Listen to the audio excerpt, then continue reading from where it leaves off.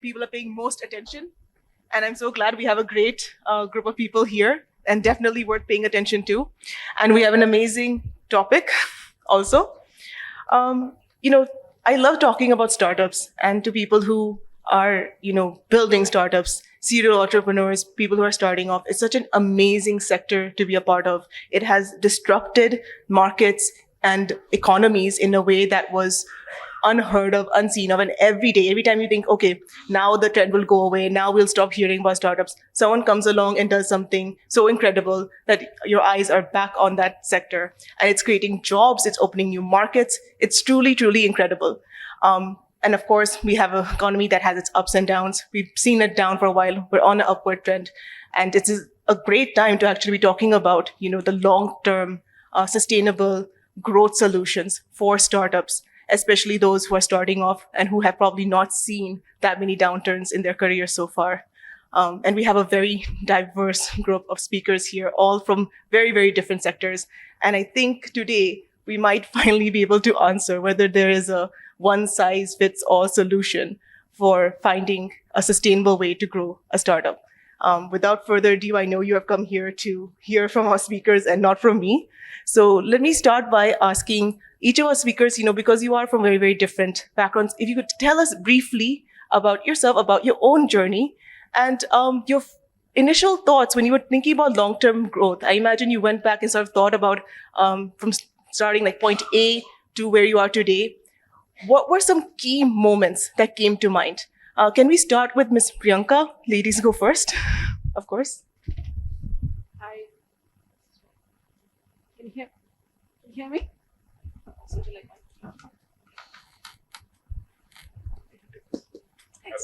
Hi. Hey, good morning, guys. It is the first panel, and it still seems a bit early in the day. I'm Priyanka Gill. I am the co-founder of the Good Glamm Group. I'm also the CEO of the Good Media Co. I started my entrepreneurial journey 9 years ago as a media entrepreneur, and Dr. Batra is sitting right there, and he probably knows how to make money from media. We found it really hard. We had lots of audiences as PopXO, but monetizing that was a challenge. And cut to 7 years later, we got acquired. We became part of the Good Glamm Group, of which I'm now co-founder.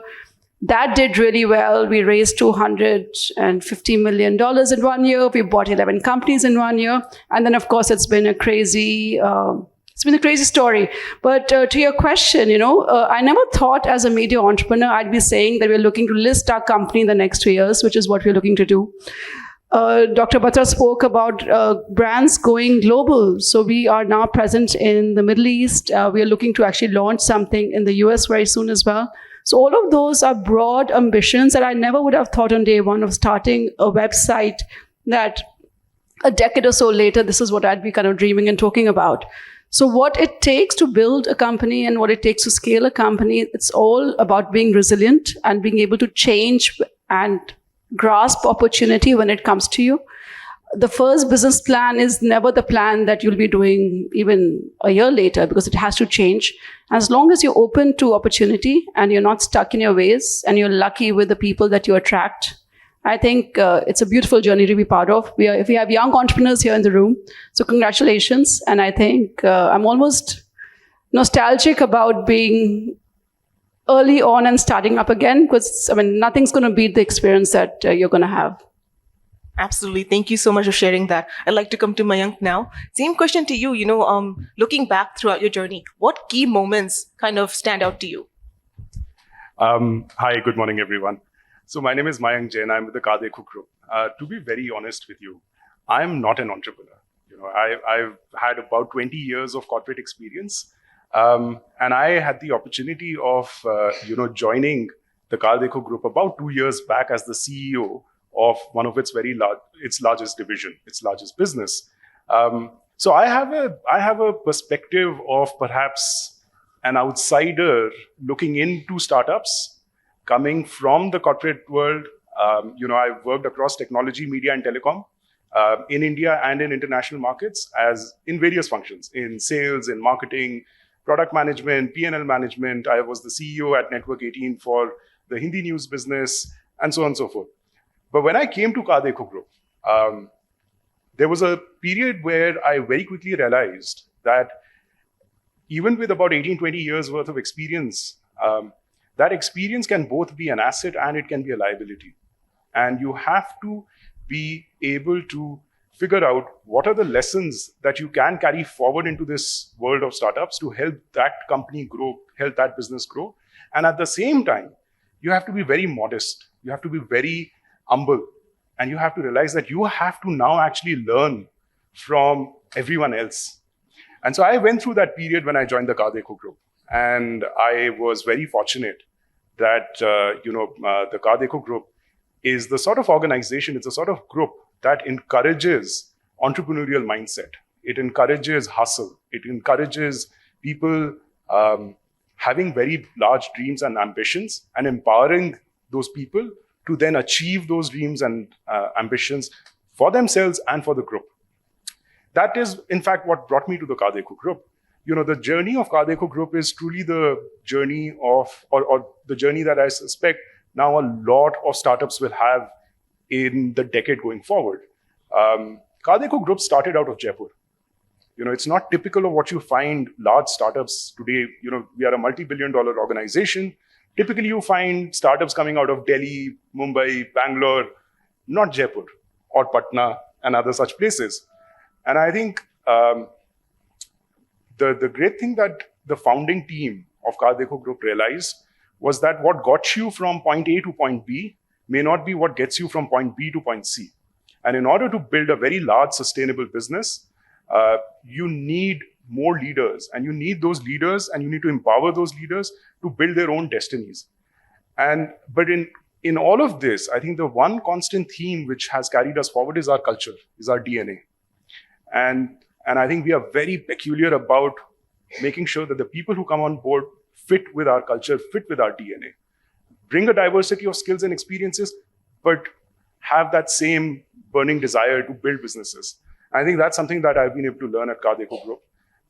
So, looking forward to share from my experiences over the last 2 years, as I said, as an outsider looking into the Indian startup industry and sharing with now all of you or many others, who are looking to build similar sized businesses and with that, hopefully build the India of the coming decade.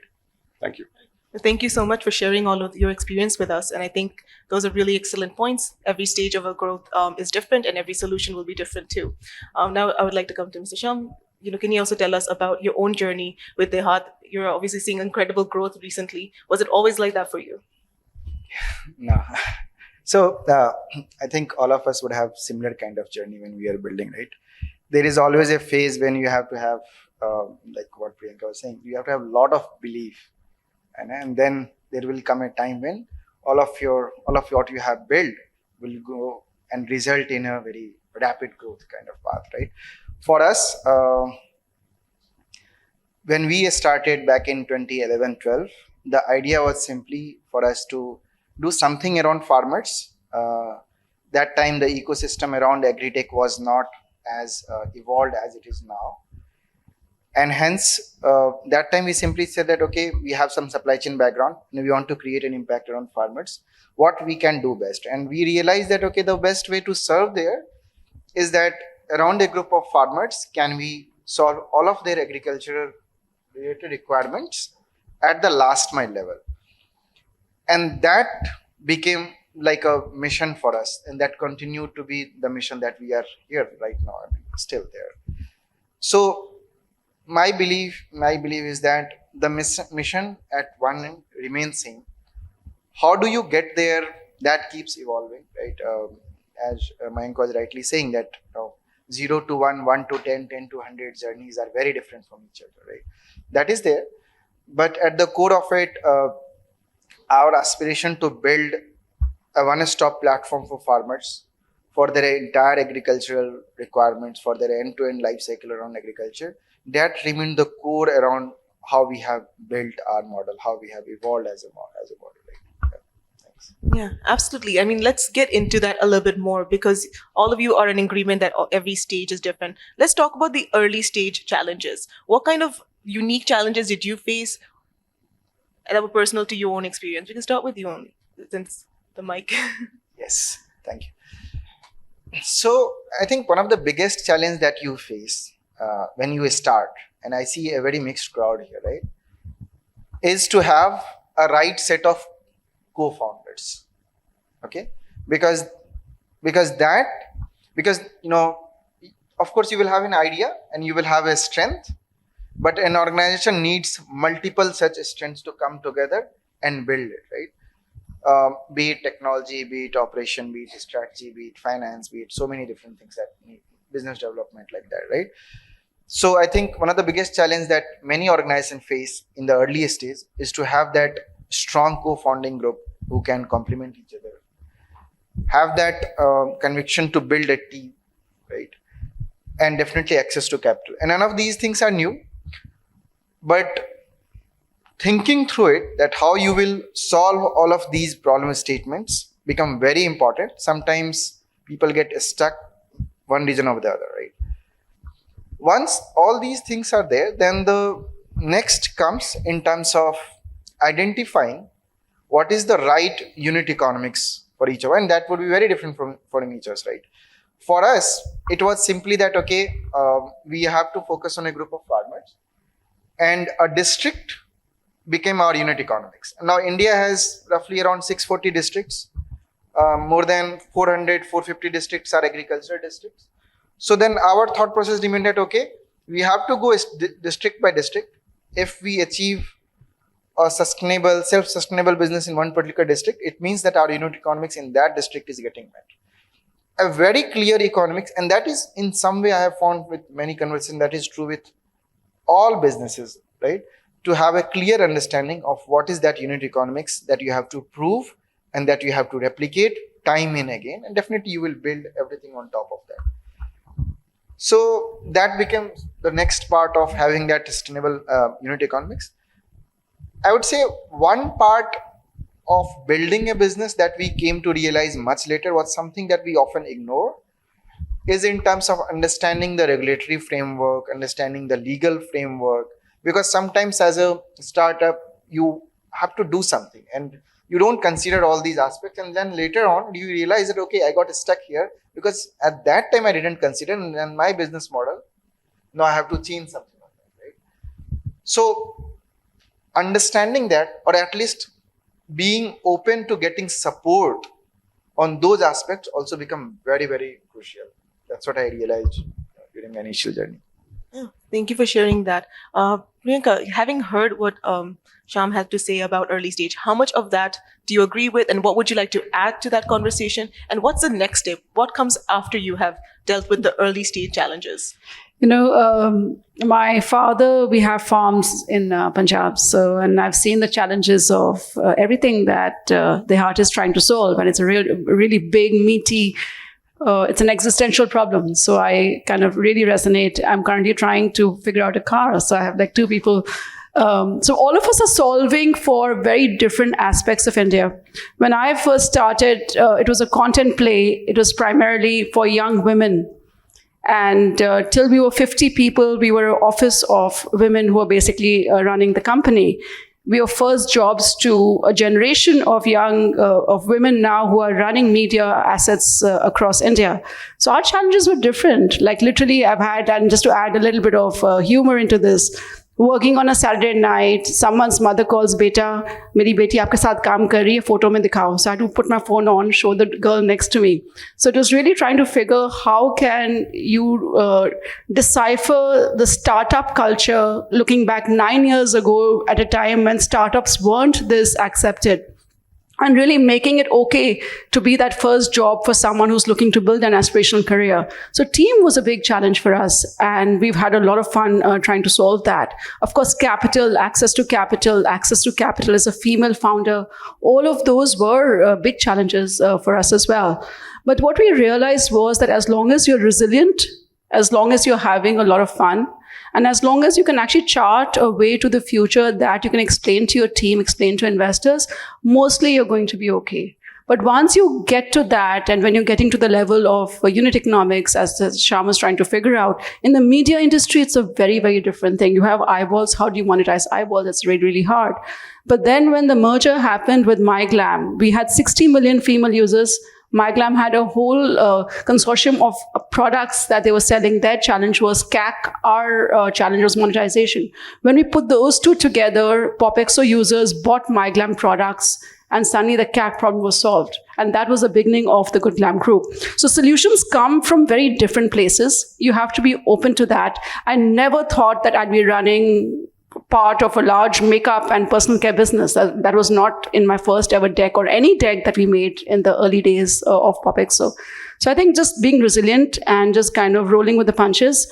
And by the time you come to the second and third stages of this, is really kind of really trying to find your allies and partners and being open to suggestions that are coming your way. Absolutely. I think that's very sound advice, creating a team, creating your vision. Yeah, trying to put that together before you even go to sell or before you try to get that funding, you need to make sure that the core is strong and the culture starts very, very early. Mayank, I'm bringing you into the conversation now. Based off what your co-panelists have said, what would you like to add to this? And also, let's get into the part where, as an early stage startup, you manage to establish yourself and then you're hit by unprecedented global pandemic, let's say, or a slowdown, or any kind of thing that can happen. Maybe the start of winter, we saw that. Maybe consumers don't have the disposable income right now to, buy the products or services your startup is offering. How do you get past that? I think, the challenges are very real. The funding winter is very real. I think other challenges like COVID, etc., actually present opportunities often for businesses like us, for digital businesses, for internet-first businesses. Look, for companies like as Priyanka's shared from her experience, and from what I've seen even with CarDekho, companies that started, I think about, say, 10, 15 years back, 8 years back, these companies didn't have access to capital very easily. And so there was a lot of hustle. There was a lot of bootstrapping. There was a lot of innovation that would happen. To share the CarDekho group story, we started out of a garage in Jaipur. Two brothers who came back from very lucrative jobs that they had post IIT, working in US, came back to India, had a belief, as Shyam was sharing, about the future of this economy and this country, and wanted to build billion-dollar businesses, and had belief in that car market will grow, and they started with a website. But I think what CarDekho Group got right very early on was that we figured how to attract audiences without actually having to spend money on marketing. And globally, if you look at not just our category, but if you look at across categories around the world, our own CAC that we have is amongst the lowest in the world. And that meant that we never really had to invest in marketing to grow, let's say, a media business or to grow a transactions business, etc. And that sort of frugalness has always been a core value at the CarDekho Group. Now, I think if I were to look at what's happened, let's say in the last 5 years or 7 years, access to easy capital became very abundant because of historically low interest rates, post-financial crisis, during the COVID, Fed rates being literally zero. And I think that changed behaviors for a lot of startups that probably started in the last 5 to 7 years, because you had investors who were willing to bet on concepts even without a product market fit, and were willing to back you with $1 million checks, which was very different from when we started 10, 15 years back. And I think that world has changed. And I think for startups, for young entrepreneurs who are starting today, I think they have to go back to what had worked previously. And that is, use capital to invest and scale, but don't use capital to try and figure out how to do things. Like what your product market fit is, how do you solve for unit economics? I think that is something that a lot of startups today can they'll have to adapt to this new reality, because this funding winter will stay for a while. So I think that's probably one lesson for all startups, to sort of figure out how they do that. And at the same time, I'd say that, look, good businesses and good startups and great ideas and great teams will continue to get funded. And that's happening. For instance, just a few months back, one of our group companies, the Insurance Dekho, raised $150 million in its Series A. It's very rare for companies to raise $150 million in their Series A. And Insurance Dekho, on the back of its business scale, unit economics, profitability, was able to raise that at a valuation of upwards of $425, $450 million.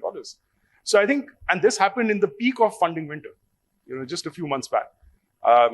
So I think great businesses like ourselves, the Good Glamm Group, etc., will continue to get funded. And I think that gives a lot of hope to all young entrepreneurs that if you get this right, there is still capital, because capital will flow into India.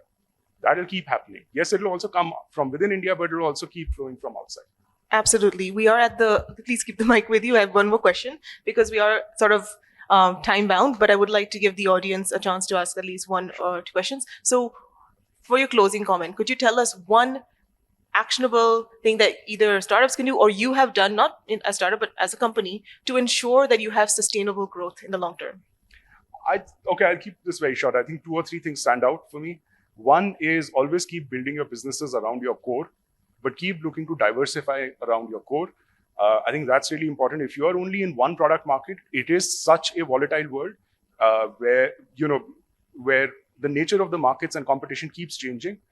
Technology keeps changing. You don't want to be stuck in only one product market because that's always a risk. But keep building around your core, keep diversifying. I think the point that Dr. Batra was making around governance and sustainability, I think he said sustainability.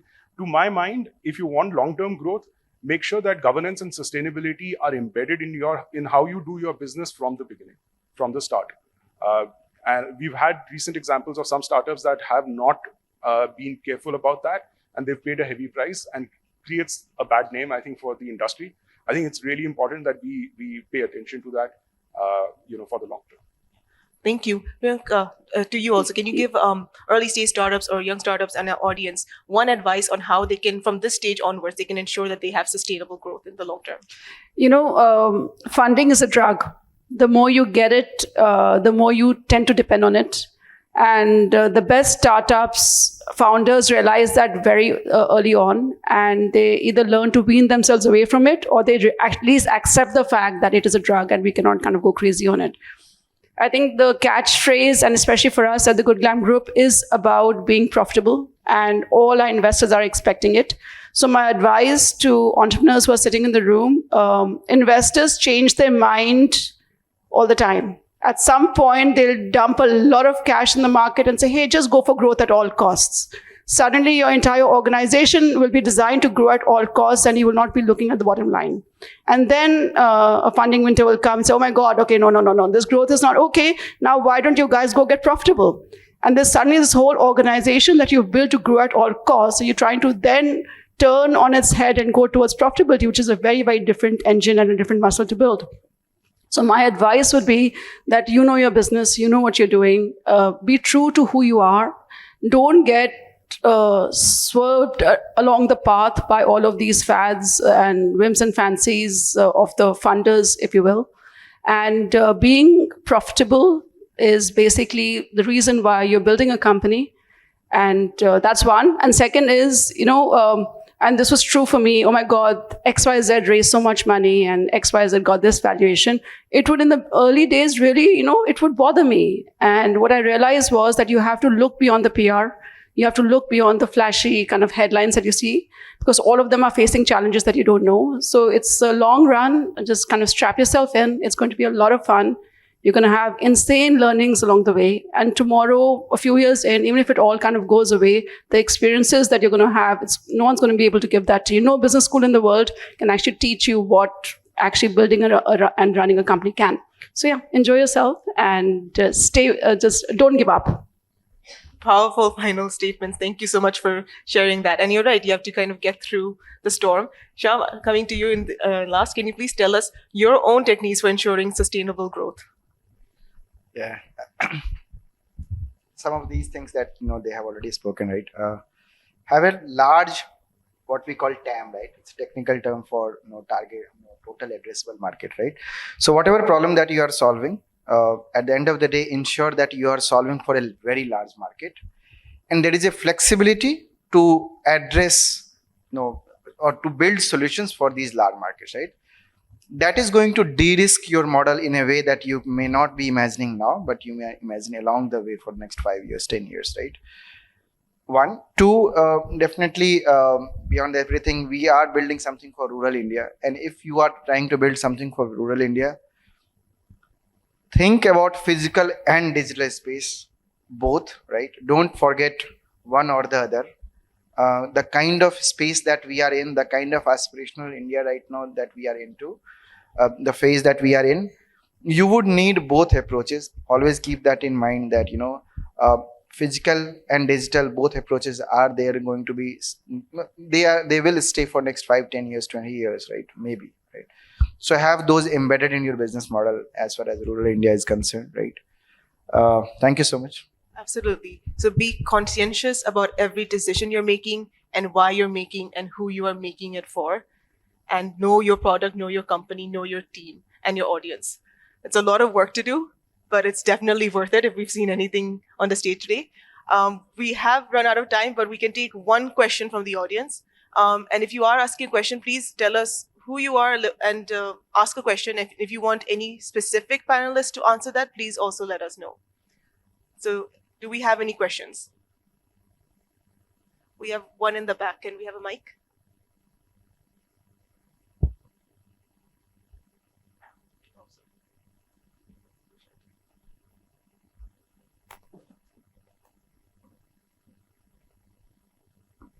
Thank you.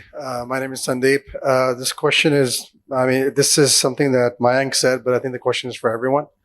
You talked about building on core, but diversifying.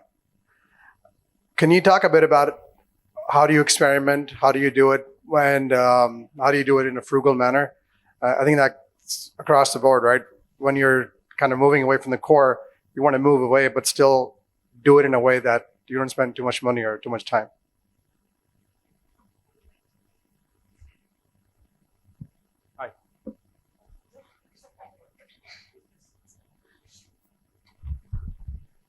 Hi. Right. So I'll share the example of how CarDekho Group did this. Most of us know CarDekho Group for being the place where you come and search cars, bikes, etc. That's how we started as auto classifieds.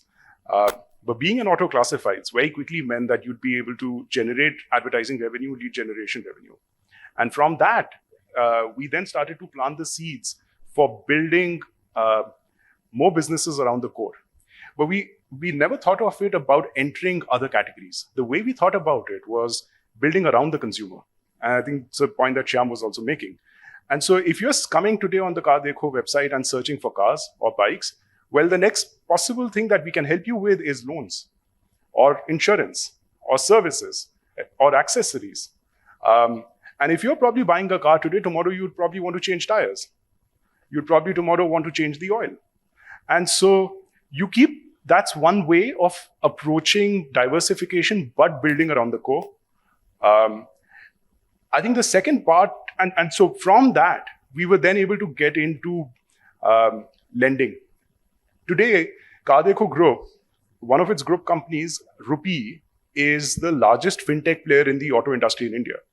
We have a B2B platform that's built for used car dealers, for bike dealers, who don't always have access to the same lending rates or approval rates that new car dealers have or large bike dealerships have. So we found a problem to solve, and we found an arbitrage. And we built, using our technology, using our capabilities, we built a solution, and we built a B2B marketplace where you have now 28 banks. The moment you walk into a used car dealership, the used car dealership is able to give you much better, more attractive lending rates and a higher approval rate. That works for dealerships. That helps Bharat. Last month, through that marketplace, we were able to disburse about $1.2 billion worth of loans in the country. Similarly, when we entered insurance, Policy Bazaar had already happened. Now, you could try and think of doing a Me Too there or trying to get into and be a challenger in that market. But we again found another opportunity in that very vast market. The insurance market is a huge market in India. B2C is just one small segment of it. And we found our own niche there. But that niche, as Shyam was saying, turned out to be a massive TAM. And so that's how Insurance Dekho became, again, a B2B marketplace enabling all service agents in the country. Today, some 35,000 service agents in this country rely on Insurance Dekho platform for their livelihood, and they're able to sell insurance to the underinsured masses in India that aren't always able to go to Policy Bazaar and get insurance. We are also now pivoting into B2C very quickly. So these are examples of how we've been able to do that. But we've always done it in a frugal manner. And the way we do that is by following the same fundamentals that we had when we started out, which is identify the customer problem, solve for it, prove product market fit with a very small team, like Skunk works, which is how Amazon also does it. Use a Skunk team to solve for it. Once you solve for it and you can see the clear metrics, then scale. Would you like to add? Yeah, just like, and this is diversifying around a core. And at the Good Glamm Group, we basically diversified around a problem. And the problem that we did that around was CAC. So how do you solve for CAC when you're trying to sell in the consumer space? Amazon, Flipkart, Myntra, all of these guys had pumped so much money that they had spoiled a generation of users into really expecting steep discounts for us to acquire them. And that is a big problem to solve. And we solved that by putting a media company together with a goods company. And that really worked. So when that seemed to work, then we went and bought 5 other media companies. We went and bought 5 other brands. We put the 2 and 2 together, and the CAC problem was still being solved. Then we looked at influencers who can also help you reach your market, but cheaply. So we went and bought out a whole bunch of influencer companies as well. So there are different ways of how you can increase the bouquet of what you're offering. But the idea is to do that with deep intention and just making sure that your metrics are always sustainable. Because the moment you veer away from that, that is when you suddenly have a huge engine and the math no longer makes sense. So yeah, there are different ways that you can diversify, but making sure that you keep looking at your large TAM and building on it is the way that I think very large businesses in India are being built and will be built for the future. Thank you so much. Thank you for asking that question. I think that added a lot of value to the conversation we were having here on stage, and I hope it answered your questions. Otherwise, hopefully some of our panelists and other panelists will also be around for the day, so you can always come and speak to them during the networking time. With that, I would like to close this panel. Thank our panelists. Thank you so much for coming here and speaking on this, and our audience members. And please, we're looking forward to a whole day of amazing panels and panelists. So thank you.